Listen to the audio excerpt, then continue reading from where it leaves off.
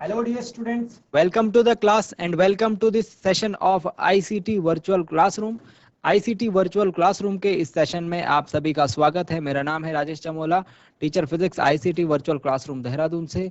And इस session में हम लोग डिस्कस करते हैं क्लास 12th की फिजिक्स को, यानी कक्षा 12 भौतिकी विज्ञान के आपके सब्जेक्ट को। अपने प्रीवियस क्लासेस में हम लोग काफ़ी कुछ इंपॉर्टेंट कॉन्सेप्ट्स को कवर अप करते हुए आ रहे हैं और आज की क्लास में भी हम लोग कुछ ऐसी ही इंपॉर्टेंट जानकारियों को कवर अप करने की कोशिश करेंगे। हमने काफ़ी कुछ बातें सीखी है अपने प्रीवियस क्लासेस में। आई नो कि काफ़ी सारे बच्चे जो होंगे वो हमारे साथ नए जुड़ रहे होंगे, है ना। तो प्रीवियस क्लासेस में आप लोगों को फैमिलियर करवाया जा रहा है चीज़ों से, क्योंकि जब आप नए नए जुड़ते हो तो बीच में से कॉन्सेप्ट पकड़ने में मुश्किल होती है, वो हर किसी को होती है, चाहे आप हो या चाहे मैं। तो इसीलिए हम लोग कोशिश कर रहे हैं कि अभी कुछ दिन फिलहाल बेसिक टर्मिनोलॉजी के ऊपर फोकस किया जाए और बेसिक कॉन्सेप्ट्स को ही हमारा कवर बनाया जाए, है ना।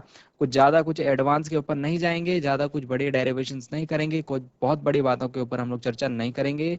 बेसिक बेसिक बातों के ऊपर चर्चा भी रखेंगे। आप लोग जल्दी से जुड़ जाएंगे तो फिर हम लोग जो है फ्लो में आगे बढ़ाएंगे चीज़ों को। जो भी टॉपिक्स इंपॉर्टेंट लगते हैं, आपको टफ लगते हैं, डाउट्स होते हैं, डिस्कस जरूर कीजिए। आपके डाउट्स जो हैं यहाँ पर रिजॉल्व किए जाएंगे। चलिए तो फिर स्टार्ट करते हैं आज की क्लास को। मैं उम्मीद करता हूँ आज सबके सब फिट फाइन हेल्दी होंगे, बिल्कुल रेडी होंगे क्लास के लिए। और आप लोग अपनी पोजीशंस ले चुके होंगे। हाथ में एक कॉपी और पेन जरूर रखें। चीज़ें जो यहाँ पर बताई जाती हैं उनको नोट डाउन जरूर करें, घर से उनको रिवाइज जरूर करें और अपने डाउट्स लेके अगली क्लास में जरूर आए। चलते हैं स्मार्ट बोर्ड की स्क्रीन की तरफ। आप अपना ध्यान अपने अपने स्क्रीन पर बनाकर रखिए। सो डियर स्टूडेंट्स, अब तक हम जो बातें कर चुके हैं, कुछ बेसिक बेसिक बातों के साथ आज की क्लास को स्टार्ट करते हैं। और कुछ important as well as important भी रहेंगी बातें, है ना। और बहुत ज़्यादा मतलब बहुत ज़्यादा डिफाइंड हम लोग नहीं जाएंगे। हम लोग बेसिक टर्मिनोलॉजी के ऊपर बात कर रहे हैं, ठीक है। ज़्यादा कुछ डिटेल में डिस्कशन हम लोग आज की क्लास में करने से थोड़ा बचेंगे, ताकि आप लोगों को समझ में आ पाए चीजें, है ना। हमने बात करी थी विभव के बारे में, यानी कि पोटेंशियल के बारे में। पोटेंशियल को हमने समझा था, जो कि हम लोग समझ रहे हैं इलेक्ट्रिक पोटेंशियल। कौन सा पोटेंशियल? Electric potential. तो पोटेंशियल मैंने आपको इस तरीके से समझाया था कि जैसे सपोज कोई पत्थर है ना। जैसे कोई सपोज कोई पत्थर है, उस पत्थर को आपने एक कांच की मेज के ऊपर रखा है, ठीक है। एक कांच की मेज के ऊपर पत्थर रखा है, छोटा सा पत्थर है, सपोज एक बॉल के आकार का पत्थर है, ठीक है। तो कोई दिक्कत नहीं है, लेकिन इसमें हमको कोई समस्या नहीं हो रही है ना। कांच का मेज जो है सुरक्षित है, क्योंकि इसके ऊपर रखा हुआ है शांति से, है ना। आप क्या करो, इस पत्थर को जो है कुछ 2-3 मीटर ऊंचाई तक लेकर जाओ और वहां से फिर इसे छोड़ दो। तो अब ये कांच का जो मेज है, इसके ऊपर वैसे नहीं रहेगा जैसे पहले था। ये क्या करेगा, इस कांच की मेज को तोड़ता हुआ नीचे पहुंच जाएगा जमीन पर। तो दो केसेस हमारे पास हुए। दोनों ही केसेस में हमने ये देखा कि पत्थर जो है कांच की मेज के ऊपर था, लेकिन एक केस में पत्थर ने कांच की मेज को तोड़ दिया, लेकिन दूसरे केस में ऐसा नहीं हुआ। क्यों? इसको समझते हैं। देखो एक्चुअली हुआ क्या, जब पत्थर जो है कांच की मेज के ऊपर पड़ा हुआ था, तो उसके पास कुछ ऊर्जा थी, उसके पास कुछ एनर्जी थी। वो एनर्जी वस्तुओं में, प्रत्येक वस्तु में अपनी स्थिति के कारण होती है, अपनी पोजीशन के कारण होती है। जैसे कोई भी वस्तु, आप हो, मैं हूं, XYZ कोई भी वस्तु हो, उसकी अभी जो कोई भी पोजीशन है, उसके कारण उसमें कुछ ना कुछ ऊर्जा जो है निहित है, कुछ ना कुछ एनर्जी निहित है, ठीक है। अब मैं क्या करूंगा, इसको जो है, इसकी जो पोजीशन है, इससे हटा करके दूसरी पोजीशन में लेकर जाऊंगा। मैं इसको कहां ले जा रहा हूं? ऊपर की तरफ। आप ये जानते हैं कि प्रत्येक प्रत्येक वस्तु पर पृथ्वी जो है एक गुरुत्वाकर्षण बल लगाती है, जो कि नीचे की तरफ पृथ्वी के केंद्र की ओर होता है, एवं जिसका परिमाण, जिसका मैग्नीट्यूड mg होता है, जहां की m जो है वस्तु का द्रव्यमान है, तथा g जो है, क्या है, जी क्या है? पृथ्वी के कारण जो गुरुत्व है, गुरुत्व के कारण जो त्वरण है, गुरुत्वीय त्वरण जिसे हम कहते हैं, वो है ना। जिसकी वैल्यू क्या होती है? जी की वैल्यू 9.8 मीटर पर सेकेंड स्क्वायर होती है। कहीं कहीं पर ये 10 मीटर पर सेकेंड स्क्वायर होती है। ऐसा क्यों होता होगा? कहीं कहीं पर 10 मीटर प्रति सेकेंड स्क्वायर, कहीं कहीं पर चेंज वैल्यू हो रही है। इसके बारे में हम लोग अभी डिस्कस करेंगे, ठीक है। पहले हम जो टॉपिक डिस्कस कर रहे हैं उसको ही कंटिन्यू रखते हैं। तो आप ये जानते हैं प्रत्येक वस्तु पर mg बल जो है नीचे की दिशा में लग रहा है, पृथ्वी लगा रही है, गुरुत्वाकर्षण बल है, गुड। हमने क्या किया है, इस पत्थर को इस बल के विरुद्ध ले गए हैं। ये बल नीचे को लग रहा है ना, तो हम इसको ऊपर को ले गए, अपोजिट ले गए, यानी हमने mg बल के विरुद्ध जो है पृथ्वी के गुरुत्वाकर्षण के विरुद्ध कार्य किया। तो जब जब मैं किसी बल के विरुद्ध कार्य करूंगा, जब जब मैं किसी बल के विरुद्ध कार्य करूंगा, तो वो किया गया कार्य उस वस्तु में ऊर्जा के रूप में संचित हो जाएगा। जो कार्य मैं करूंगा वो कार्य जो होगा उस वस्तु में ऊर्जा के रूप में संचित हो जाएगा। ये बात हमने फर्स्ट क्लासेस में देखी है ना। तो चाहे कोई भी वस्तु हो, मैं उसको उसकी पोजीशन से हटा करके दूसरी पोजीशन पे ले जाऊंगा, उसके लिए मुझे पृथ्वी के गुरुत्व के विरुद्ध कार्य करना पड़ेगा। जो भी मैं कार्य करूंगा वो कहा जाएगा, वो वस्तु के अंदर एनर्जी की फॉर्म में चला जाएगा। यानी कि वस्तु की ऊर्जा इस वक्त बढ़ चुकी है, जो उसकी स्थिति है वो परिवर्तन हो चुकी है। स्थिति परिवर्तन के साथ ही उसके पास जो ऊर्जा थी उसकी स्थिति के कारण वो भी परिवर्तित हो चुकी है। अब जो है क्या होता है, जो बल है ये हमेशा काम करते हैं साम्य में रहने का। बल जो है ये हमेशा साम्य में रहने की कोशिश करते हैं, यानी कि इक्विलिब्रियम में रहने की कोशिश करते हैं। इक्विलिब्रियम इन द सेंस, कोई भी ऑब्जेक्ट चाहता है कि मैं साम्य अवस्था, मेरे पर जितने भी बल लग रहे हैं वो मुझे बैलेंस बनाकर रखे। आपका एग्जांपल ले लेते हैं। आप जो है इस वक्त जो है पृथ्वी के ऊपर खड़े हैं, तो आप पर पृथ्वी की तरफ गुरुत्व का बल लग रहा है, लेकिन ये इकलौता बल नहीं है जो आपके ऊपर लग रहा है। आपके ऊपर इस बल के विरुद्ध भी एक बल कार्य कर रहा है, जिसे हम फोर्स ऑफ रिएक्शन कहते हैं, यानी रिएक्शन बल, है ना, प्रतिकारी बल कह सकते हैं इसे। तो ये प्रतिकारी बल क्या कर रहा है, ये साम्य बना रहा है किस किस में, आपके जो पृथ्वी के गुरुत्व के कारण जो बल आप पर लग रहा है उसको ये बैलेंस करने का काम कर रहा है, उसको ये संतुलित करने का काम कर रहा है। तो इसके कारण आप क्या है, आप साम्य में हैं। आप जिस जगह पर बैठे हुए हैं चुपचाप, आप उस जगह पर बैठे हुए आप महसूस हो सकता है कि आप लोग शांत प्रकार से उस जगह पर बैठे हुए हैं। इसे कहते हैं इक्विलिब्रियम। तो प्रत्येक बल जो है इक्विलिब्रियम करने का काम करता है। जैसे ही मैं यहाँ पर इस वस्तु को ऊपर तक ले गया और मैंने इस पत्थर को छोड़ दिया, जैसे ही मैंने इस पत्थर पर जो बल लगाया है ना, जो कार्य किया बल के विरुद्ध, उसके बाद मैं इसे इस पॉइंट तक ले गया और मैंने फिर इसे छोड़ दिया, तो यहाँ पर होता है ऊर्जा का परिवर्तन। यहाँ पर law of conservation of energy कहता है ऊर्जा ना तो उत्पन्न की जा सकती है ना ही नष्ट की जा सकती है, बल्कि बस एक रूप से दूसरे रूप में रूपांतरित उसका किया जा सकता है। तो यहाँ पर हमारे पास स्थिति के कारण जो ऊर्जा है इसे हम कहते हैं स्थितिज ऊर्जा। स्थितिज ऊर्जा जो है ये क्या हो जाती है, रूपांतरित, यानी कि कन्वर्जन हो जाता है इसका किसमें, गतिज ऊर्जा में। और गतिज ऊर्जा में इसका कन्वर्जन होने के कारण, गतिज ऊर्जा में इसका रूपांतरण होने के कारण ये पत्थर जो है गति करने लगता है।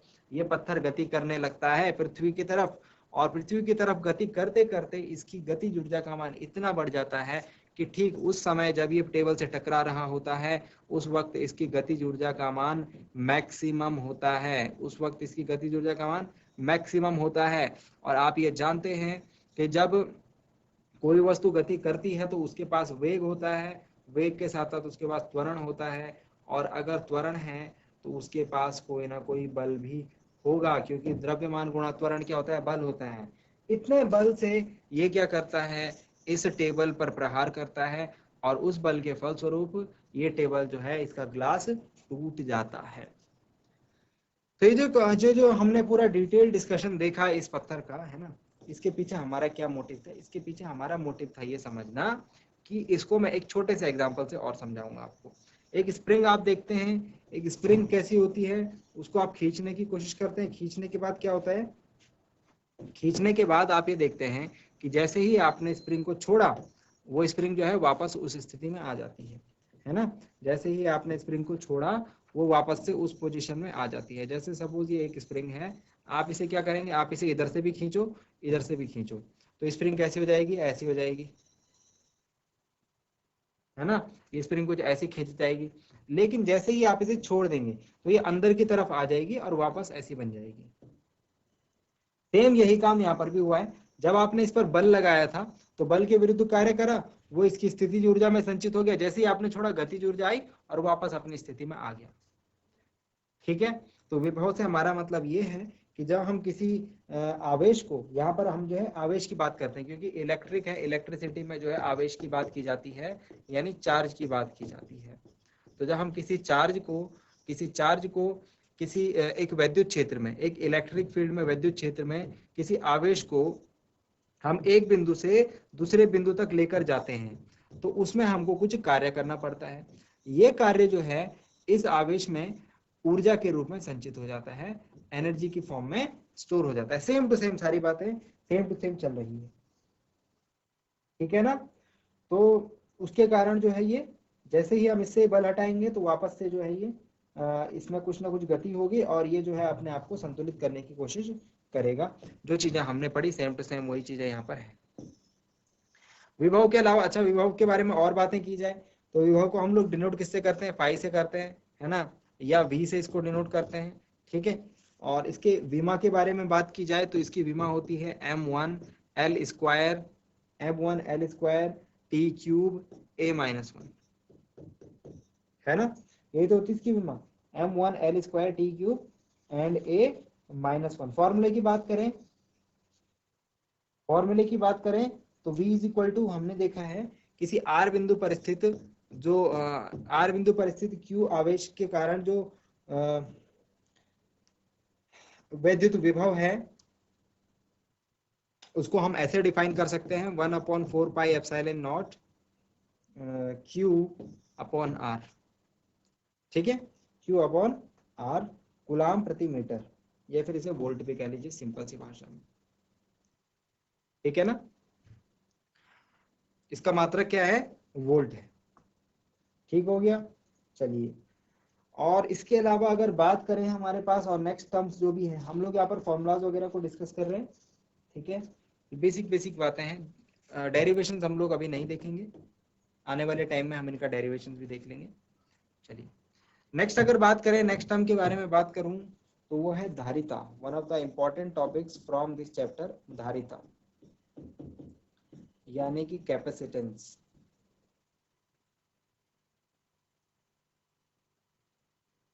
कैपेसिटेंस किससे डिनोट करते हैं, कैपेसिटेंस को किससे डिनोट करते हैं, कैपिटल सी से। कैपेसिटेंस का कॉन्सेप्ट आया कहां से था, कैपेसिटेंस का कॉन्सेप्ट आया कहां से था, हमने ये देखा था कि अगर मैं किसी सपोज हमने ये बात करी कि किसी चालक को आवेश देते हैं तो उसमें जो है वो आवेश स्टोर हो जाता है ना, उसमें जो आवेश जो है वो स्टोर हो जाता है।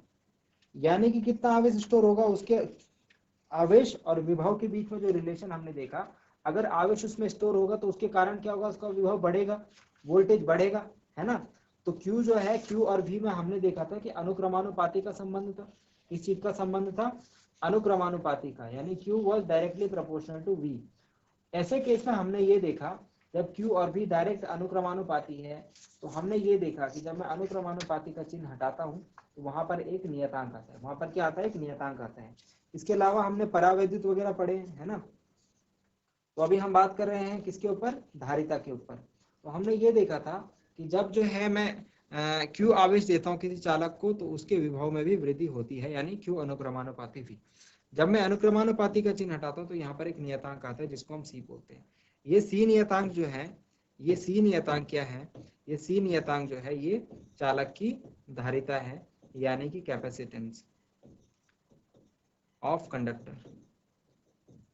तो हमने क्या कहा, हमने कहा C यहाँ से is equal to Q upon V है, यानी कि धारिता बराबर आवेश बटे विभव, है ना। आवेश और विभव का जो अनुपात है वही तो धारिता है, वही तो कैपेसिटेंस है ना। इसकी यूनिट भी हमने देखी थी, इसकी यूनिट होती है फैरेड, इसका जो मात्रक है वो क्या है, फैरेड, FARAD, ठीक है।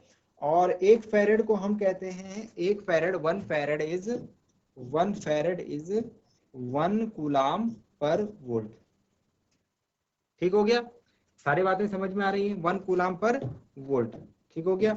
और इसके बारे में और क्या क्या बातें जानने वाली हैं हमको, इसको डिनोट कैसे करते हैं, इसको डिनोट हम कैसे करते हैं, इस प्रकार का एक साइन है, इससे हम संधारित्र को डिनोट करते हैं, ठीक है ना। इस तरीके से हम संधारित्र को डिनोट करते हैं।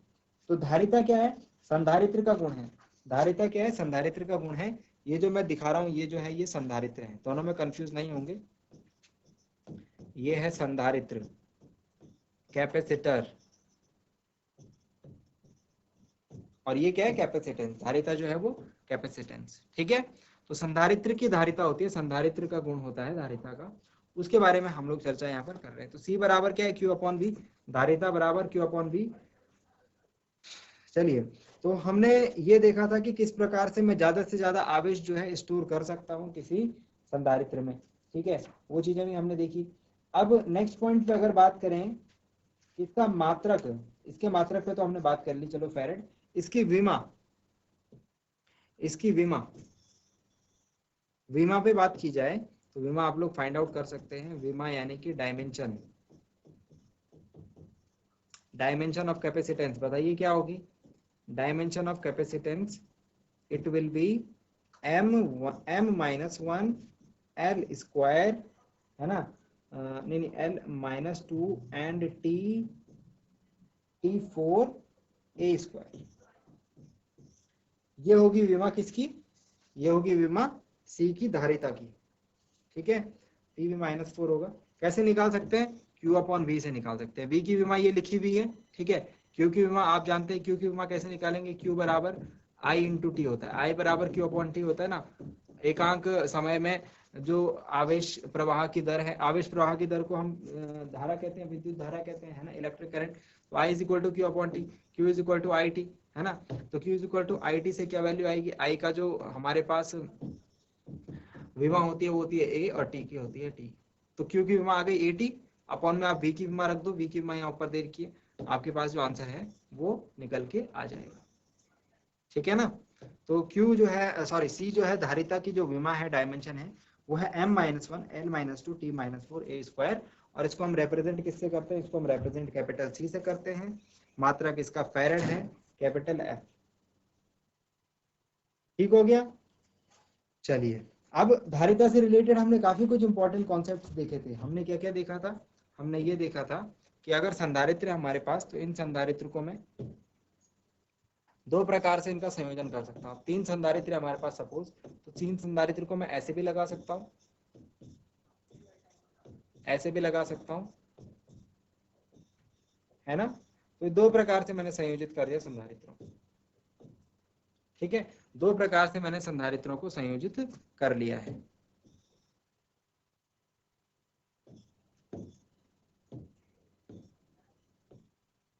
जो ऊपर वाला आप संयोजन देख रहे हैं, जो ऊपर वाला आप कॉम्बिनेशन देख रहे हैं, इसे हम कहते हैं श्रेणी क्रम।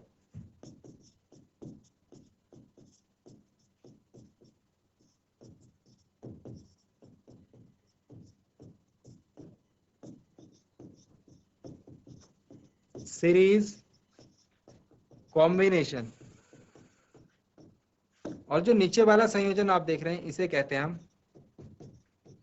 समांतर क्रम संयोजन।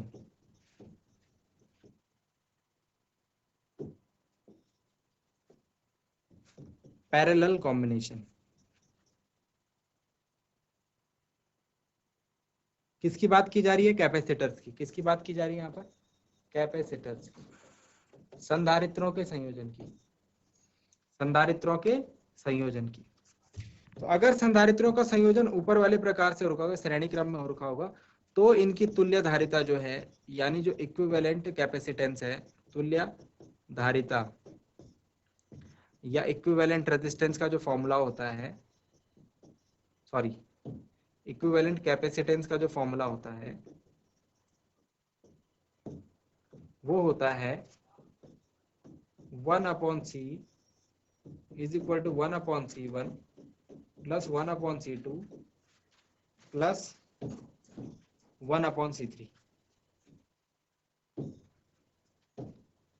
प्लस 1/c3, जहां C1 C2 C3 क्या है, C1 C2 C3 क्रमशः इन जो संधारित्र हमने लगाए हैं, जो कैपेसिटर्स हमने लगाए हैं, उनकी धारिताएं हैं, ठीक है।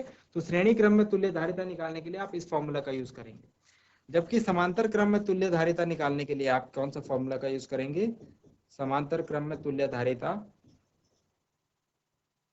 इक्विवेलेंट